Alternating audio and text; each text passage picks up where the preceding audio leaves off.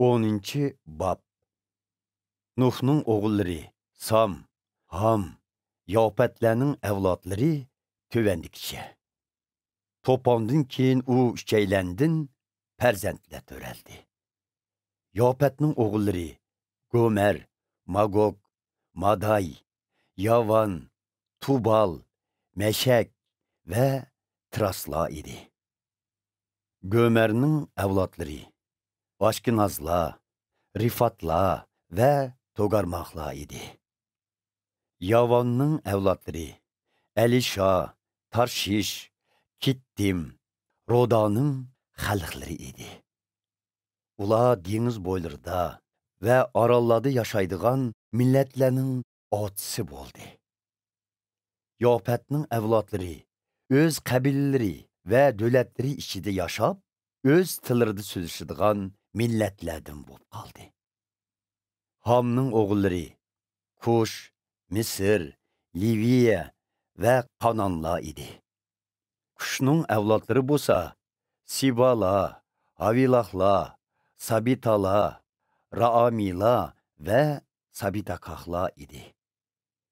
Raamining avlodlari bo'lsa Shibalar va Dedanlar idi.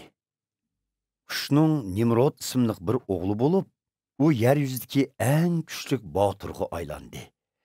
U Parvardigorning oldida botir o'chi bo'lgan edi. Shunga kishilar orasida Parvardigor seni Nimroddak botir o'chi qilsin degan so'z tarqalgan edi. Dastlabda uning podshohligi Bobil, Arak, Akad, Kalneh degan joylarni o'z ichiga oladi. Bu 4 joy Babilonda edi. U bu yerdan Assur rayoniga kengayib, Ninavi, Rehobot-ir, Kalax va Rasan degan shaharlarni bino qildi. Rasan shahri Ninavi bilan Kalax shahrining o'ttirsida bo'lib, u katta shahar edi. Misrning avlodlari Lutla, Anamila, Lihabila, Naftuila, Patrusla, Kasluila va Kritla idi. Filistinliklar bo'lsa Kasluilaning keyinki avlodlari idi. Qanonning tunji o'g'lining ismi Sidon idi. Yani bir o'g'lining ismi Hit idi. Ularning ismlari keyin her millatlarning ismlariga aylanib, ular shu millatlarning povlari bo'ldi. Qanon yana Yabuslar, Amorlar, Girgashlar, Evilar, Arkilar, Sindilar, Arvadilar, Simarilar va Hamatilarning bo'visi bo'ldi. Keyin Qanonliklarning qabilalari nihoyat keng tarqaldi. Ularning zimin chegarasi Sidonning janubidan Girorning yindiki Gaza shahrigacha, sharqda Sodom, Gomora, Adma va Siboyimning yindiki Lasha shahrigacha boradi.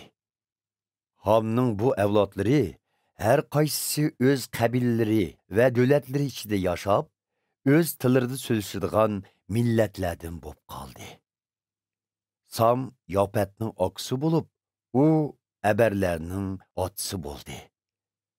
Samning o'g'illari Elam, Assur, Arpaqshat, Lod va Aram idi. Ularning ismlari keyin har millatlarning ismlariga aylanib, ular shu millatlarning bo'vlari bo'ldi. Aramning avlodlari Usla, Hulla, Gatarla va Mashla idi. Arpaqshat Shalahning otisi, Shalah bo'lsa Abarning otisi idi. Abardan 2 o'g'il to'raldi. Birining ismi Falak idi. Chunki u yashagan davrda insonlar bo'linishga boshildi. Yani birining ismi Yoqtan idi. Yoqtanning avlodlari Almodatlar, Shalablar, Xazarmavitlar, Yaraqlar, Hadoramlar, Uzallar, Diklahlar, Obaylar, Abimayillar, Shibalar, Ofirlar, Havilahlar və Yobablar idi. Mana bularning hammasi Yoqtanning avlodlari bo'lib, ular Mishaodin Safarning sharq tarafidagi taqqichi bo'lgan joylarda yashaydi.